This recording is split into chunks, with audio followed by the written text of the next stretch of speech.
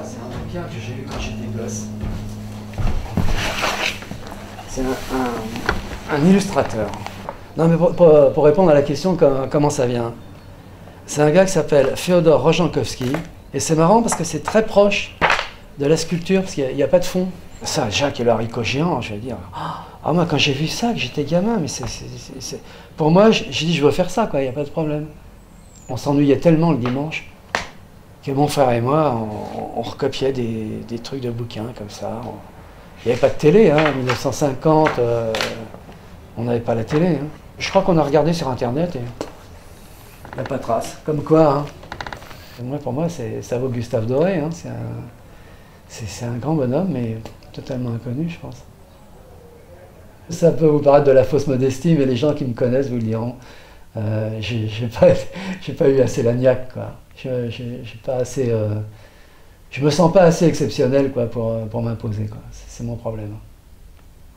Je suis moyen. C'est comme ça. Il faut être beaucoup plus. On me l'a dit plusieurs fois avec ça. Bon, ça, par exemple, c'est un petit nu qui est très correct. Hein. Je veux dire, peu de gens diront c'est mal proportionné, c'est pas bien senti.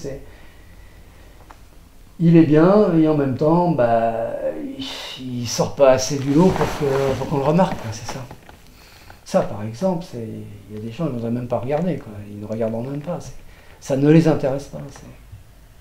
C'est d'une autre époque. Et ça, je reconnais. Hein. Moi, je me sens très bien, moi, comme artiste du 19e siècle. J'aime beaucoup ce siècle. Jusqu'à Picasso, on va dire. Bah oui, Soutine, j'adore ça. C'est merveilleux, Soutine. Hein. Soutine, Van Gogh et tous ces gens qui ont crevé la misère, hein, d'une certaine manière. Hein. Gauguin.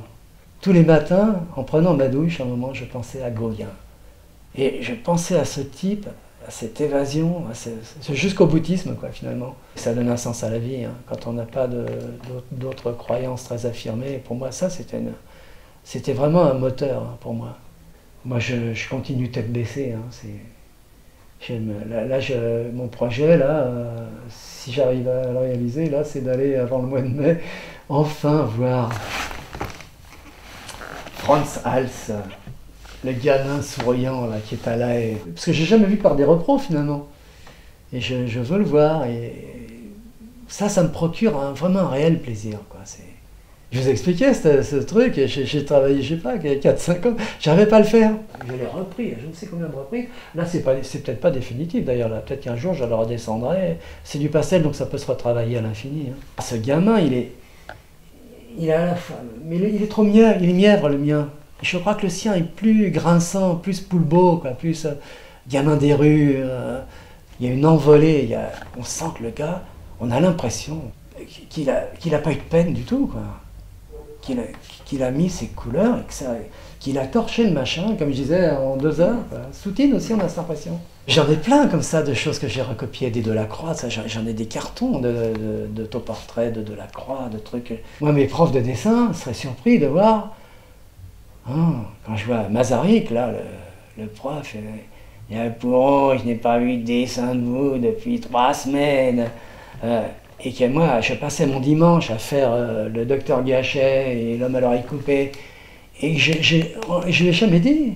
Ouais, si j'ai une qualité, je crois, il n'y en a peut-être pas beaucoup, mais c'est l'obstination. Vraiment, les milliers de dessins. Oui, des milliers, vraiment. Et encore, j'en ai balancé beaucoup. Hein. Même en sculpture, hein, parce que continuer quand on n'en vend pas comme ça, il faut quand même faut être entêté, quoi.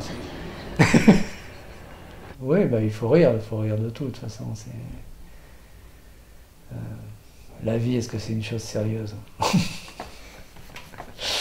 Hein, franchement, est-ce que c'est une chose sérieuse? Est-ce que c'est un songe, comme disait La vida es sueño, y sueño, sueño son.